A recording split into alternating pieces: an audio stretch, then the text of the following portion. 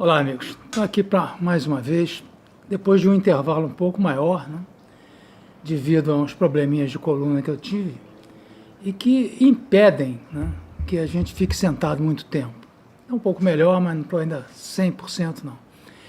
E como o vídeo em si é a parte menor do processo, né, porque a gente tem que editar, cortar alguma coisinha, né, cortar um né ou outro que aparece, e depois jogar para o YouTube. Então, a confecção, a elaboração do vídeo é a parte mais simples.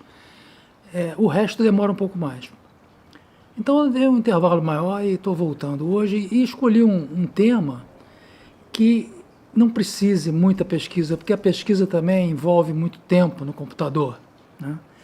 Então, eu escolhi um vídeo mais simples, sem tecnologia envolvida, que não tem que pesquisar, estudar e preparar roteiros, né? Eu resolvi falar um assunto que alguns já falaram, né? Alguns já falaram e é sobre isso mesmo que eu quero comentar, que são os desdobramentos da invasão do Capitólio, o impeachment, o processo de impeachment iniciado do Trump e a famosa carta do staff conjunto, né? O Joint Staff, né, militar, todos os comandos militares, que foi publicada uma semana depois dos eventos do Capitólio, né? E nessa carta, os chefes militares de todas as Forças Armadas, são os Joint Force, né? Estão o pessoal do Exército, da Força Aérea, do Corpo de Fuzileiros Navais, da Marinha, da nova Força Espacial. Então, inclusive, foram 8 generais que assinaram.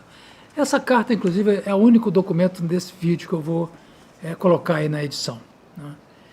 Então, eles fizeram essa carta, o que é uma coisa inusitada.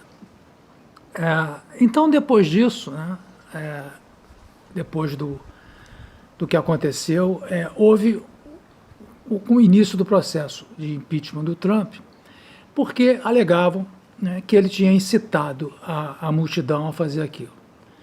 Você observando os discursos, né, eu tinha até preparado um trechinho para colocar, mas como esses trechos eu não consegui ver o discurso inteiro, eu só vi vários trechos, eu prefiro não colocar porque pode faltar alguma coisa. Então, eu não vi nenhuma citação direta, né? Ou seja, ele chegou a mencionar numa passagem para movimentar-se pacificamente, para protestar no Capitólio. Mas em outras passagens usou de força, de poder para mudar as opiniões e tal. Então, um presidente tem que ter muito cuidado com o que fala. E embora ele não tenha explicitamente incitado ao ataque ao Capitólio, pode ter contribuído. E um processo de impeachment não é um processo, como a gente está cansado de saber aqui no Brasil, não é um processo de provas e de testemunhas de justiça, é um processo político, né? E isso iniciou-se na Câmara e a Câmara aprovou o impeachment. Ele vai para o Senado. E existem uma série de dúvidas, né? Uma série de dúvidas com relação a isso, porque embora ele já terá saído, porque o Congresso volta do recesso um dia antes da posse do novo presidente, embora ele já terá saído, o processo pode ser continuado, ele julgado no Senado depois, uma vez que iniciou-se com ele na presidência. Então a pergunta que se faz, as dúvidas que se faz é o seguinte: para que o impeachment se ele já saiu? Mas é que existem outras coisas envolvidas, existem privilégios a serem cortados, privilégios políticos e privilégios de pensão e apoio militar e verbas para viagem. Tudo isso envolve uma diminuição do poder do Trump pós ele sair da presidência e minar a influência que ele ainda tem no Democratas, né? Então, não se sabe porque tem muitas dúvidas, não existe uma certeza absoluta se os senadores irão realmente aprovar. Existem condições para aprovação que não existiam da primeira vez que ele sofreu o impeachment, mas podem também não aprovar. Então não se sabe. Não se sabe se irão propor, né, a cassação dos direitos políticos e dos seus privilégios, e não se sabe nem se pode ser julgado depois. Existem várias dúvidas jurídicas. E como eu disse, o processo não é um processo de provas legais, de questões legais. Até o processo foi bastante sumário na Câmara, não houve oitiva de testemunha, nem apresentação de provas, é uma coisa política, né? Então, não se sabe o que pode acontecer. Agora, com relação à fala dos militares, né, eu ouvi e assisti a alguns vídeos alarmistas de alguns colegas youtubers aí. E interessante porque falam que realmente é uma coisa inusitada, mas também inusitado é o ataque ao Capitólio, né? A democracia americana nunca sofreu esse tipo de distúrbio nos tempos modernos, tá? Então, é inusitada, a carta realmente é uma coisa que nunca aconteceu.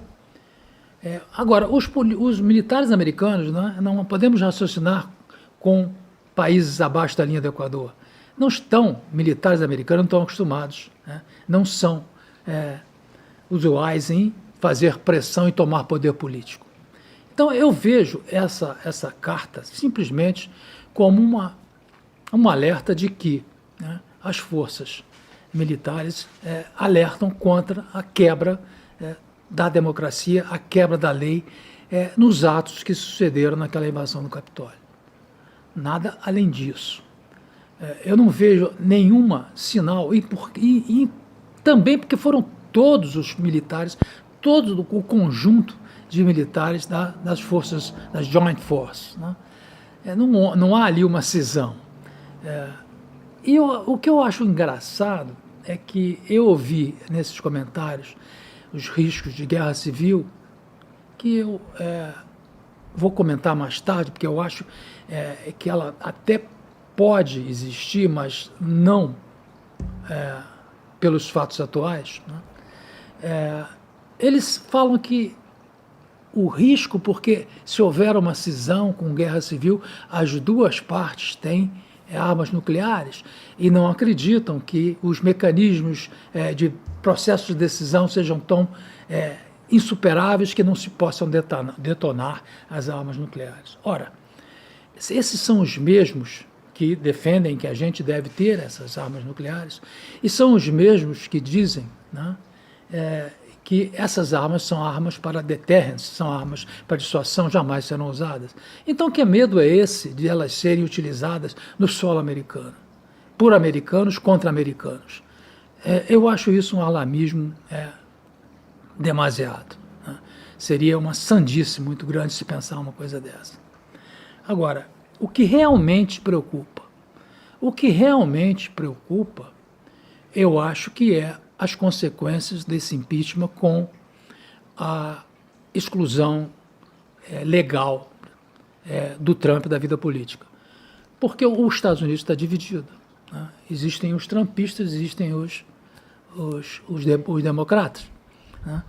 E essa divisão ela já se mostrou perigosa no próprio advento da invasão do Capitólio. Então, isso é muito mais perigoso do que uma carta de chefes militares alertando a nação de que os militares sempre estiveram ao lado da lei e vão continuar ao lado da lei.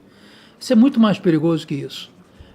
Eu acho que podem surgir nesse turbilhão de proibição e de, vamos dizer assim, exclusão do Trump da vida política, podem acontecer turbilhões e que saiam do controle. Aí sim eu acho perigoso. Aí sim eu acho perigoso se encadear por, não diria nem uma guerra civil, mas tumultos generalizados em todos os Estados Unidos. Não advento de explosões de guerra nuclear, de bombas nucleares de um lado contra o outro. Eu acho isso um alarmismo e incoerente essas pessoas que defendem as armas nucleares no Brasil, alegando que elas são armas de deterrência, armas de dissuasão, e, no entanto, estão com medo que elas sejam detonadas em solo americano por americanos. Eu acho isso um contrassenso absurdo, né? Então, era isso que eu queria comentar, porque eu achei inusitada esta posição dos defensores de armas nucleares para o Brasil, o medo deles que ocorra nos Estados Unidos uma cisão política, uma guerra civil e com ambos armados com armas nucleares, um jogando contra o outro, né? Então, era isso que eu queria comentar. Espero que tenham entendido aqui a minha posição. E se gostarem, clique aí. Eu pretendo voltar aos vídeos tradicionais, com menos política e mais técnica, já na próxima semana, ou talvez até um pouco antes. Eu estou já um pouco melhor, já estou conseguindo sentar, né? Então é isso. Muito obrigado e até a próxima.